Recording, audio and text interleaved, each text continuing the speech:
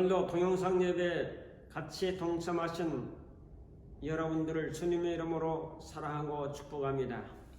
오늘 함께 나눌 말씀은 잠언서 3장 32절부터 35절의 말씀입니다. 잠언 3장 32절 대저 패역한 자는 여호와께서 미워하시라. 정직한 자에게는 그의 교통하심이 있으며 33절 악인의 집에는 저주가 있거니와 의인의 집에는 복이 있느니라. 34절 진실로 그는 거만한 자를 비웃으시며 겸손한 자에게 은혜를 베푸시나니. 35절 지혜로운 자는 영광을 기업으로 받거니와 미련한 자의 영달함은 수치가 되느니라. 아멘. 오늘 이 말씀을 중심에서 소통은 형통입니다 라고 하는 제목으로 하나님의 말씀을 증거하겠습니다.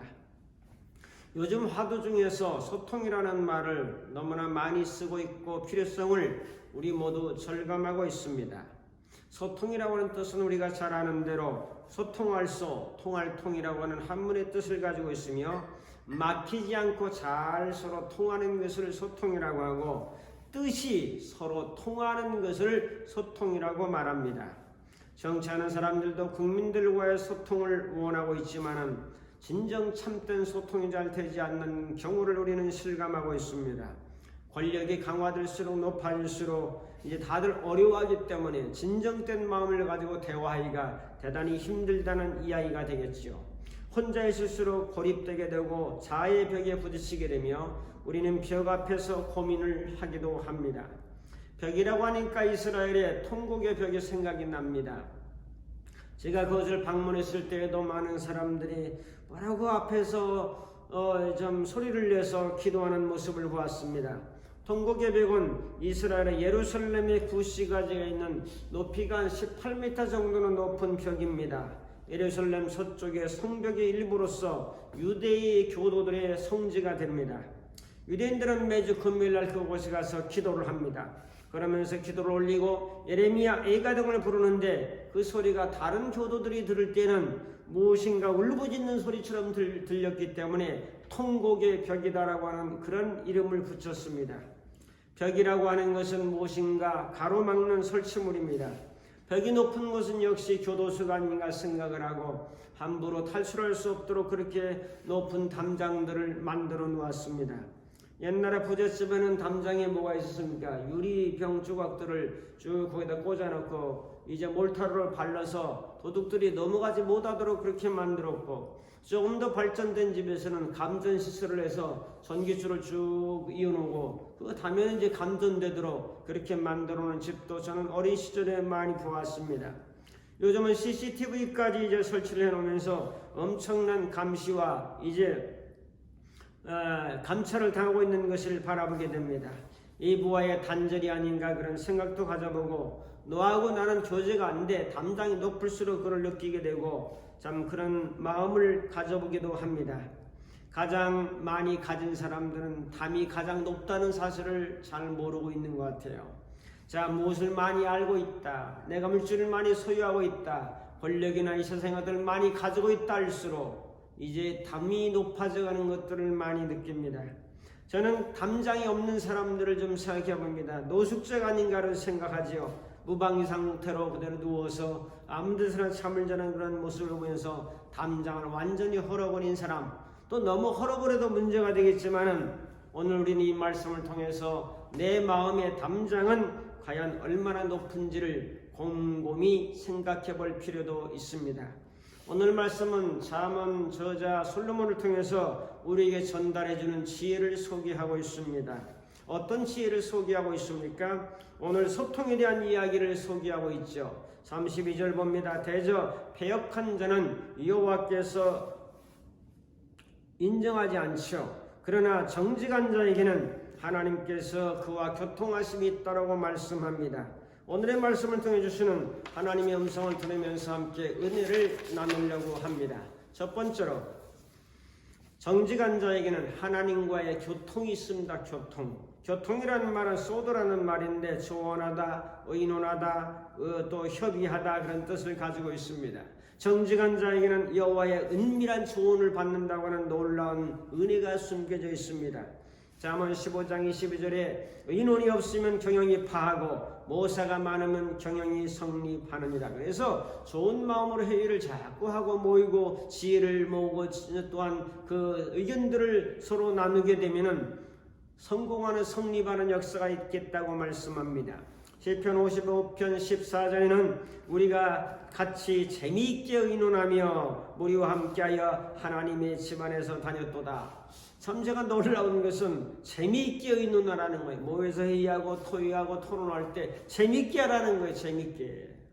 그런 말씀도 성경에 있나 하는 그런 생각을 해보았습니다.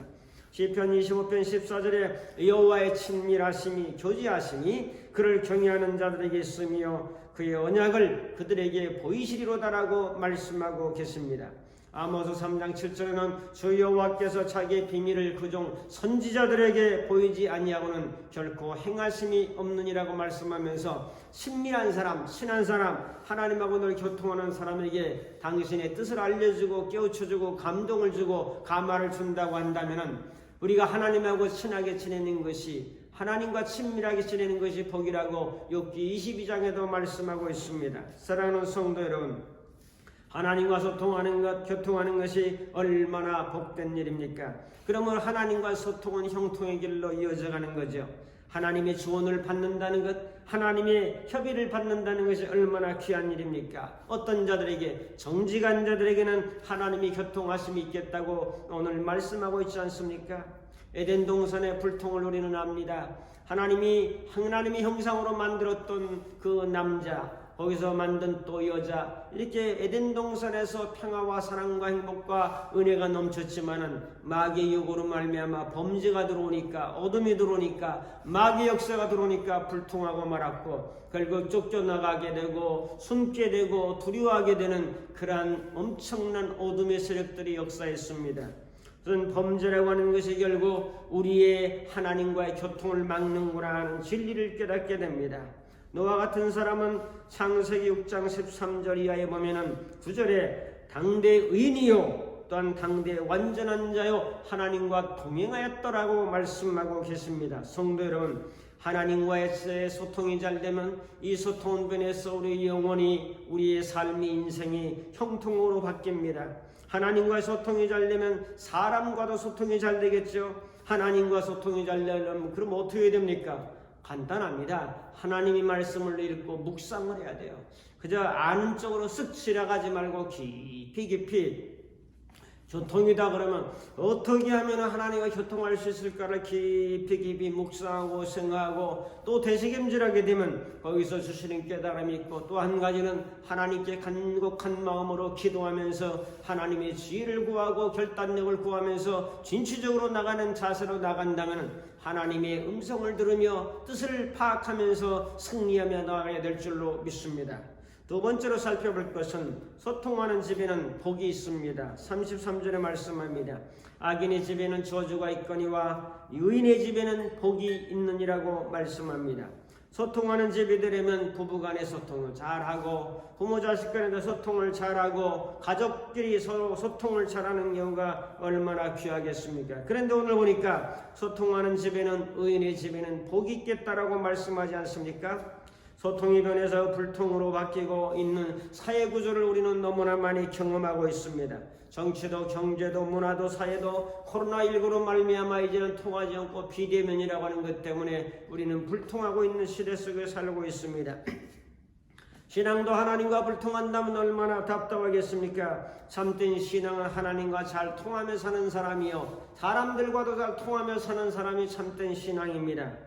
우리는 의인의 집이 되어서 복이 있는 가정이 되기 위해서 어떤 자세를 가지고 살아야 될까요? 의인이라고 하는 말은, 의인의 집에는 복이 있다고 했는데 의인은 뭐냐면 의롭다, 공정하다, 올바르다, 공의롭다는 뜻을 가지고 있습니다. 욥이나 노아나 다니엘 같은 사람은 의인이라고 말씀합니다.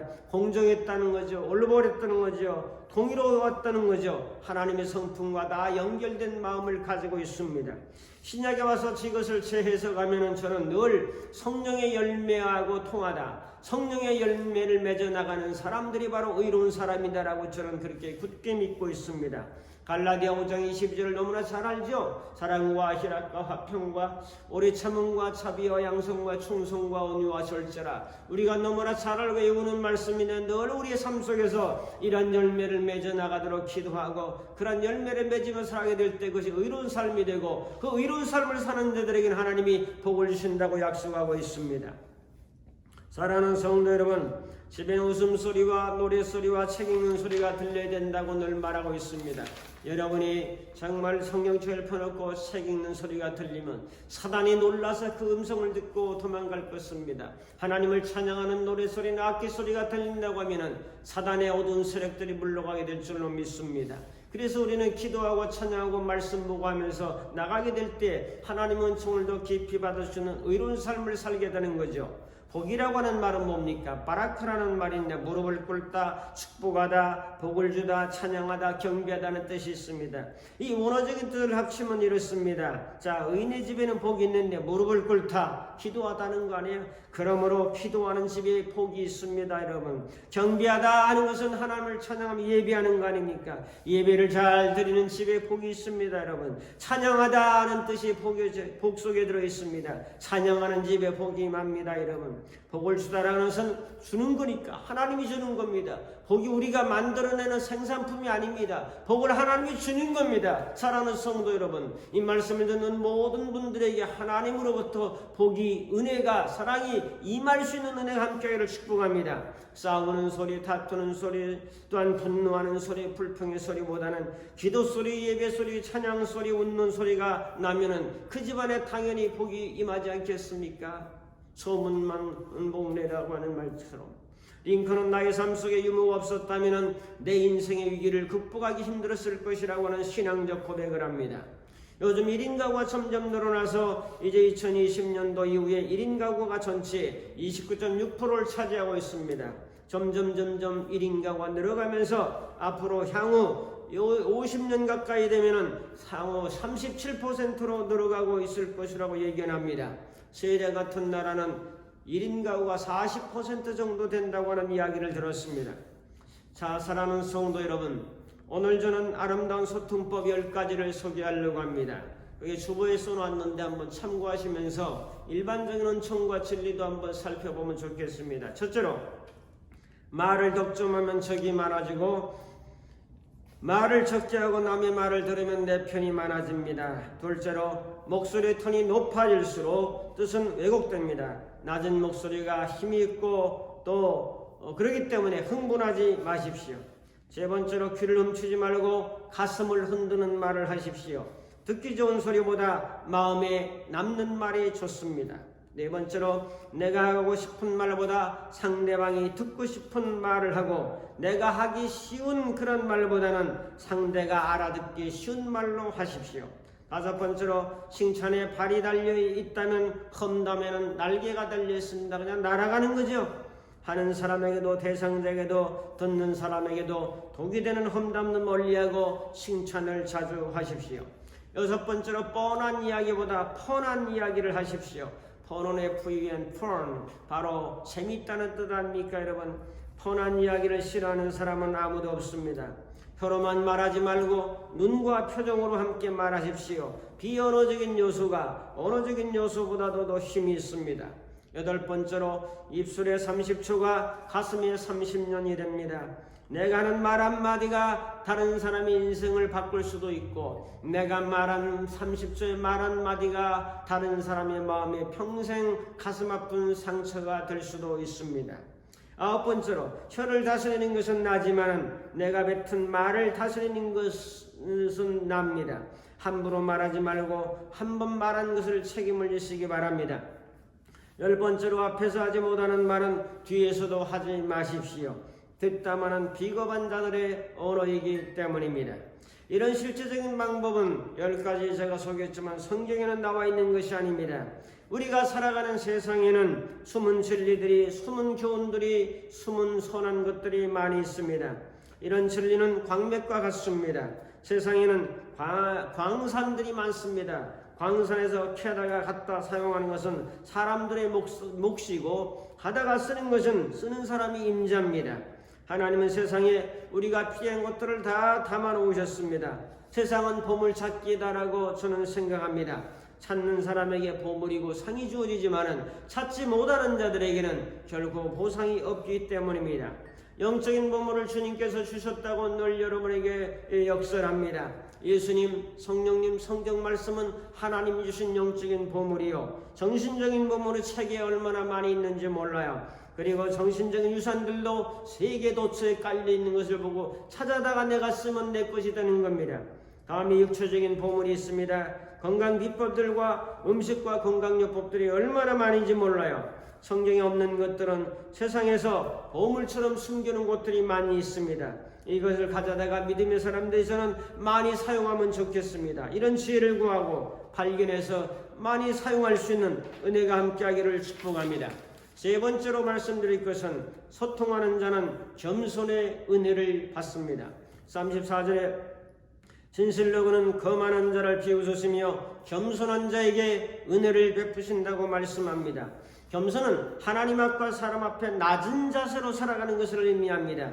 겸손은 고인 웅덩이와 같습니다. 높은 봉우리에는 물이 고이지 않지만 낮은 파여진 웅덩이는 늘 물이 고이게 됩니다.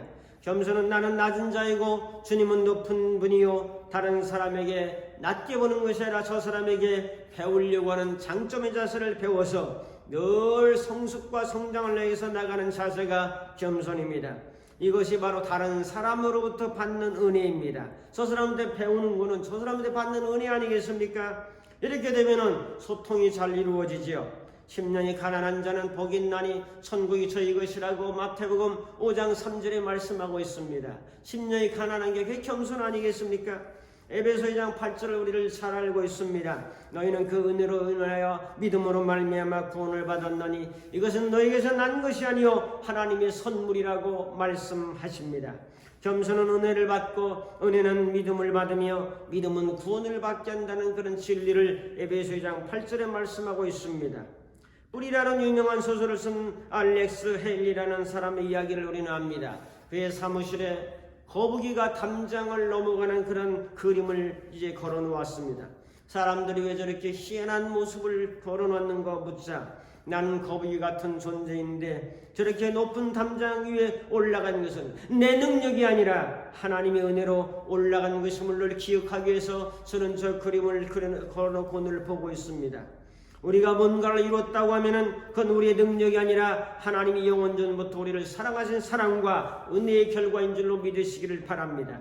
대학에서 수학을 전공한 어떤 학생이 있습니다. 이곳저곳을 다니다가 어느 산에 왔는데 정지에 앉아서 쉬게 되었습니다.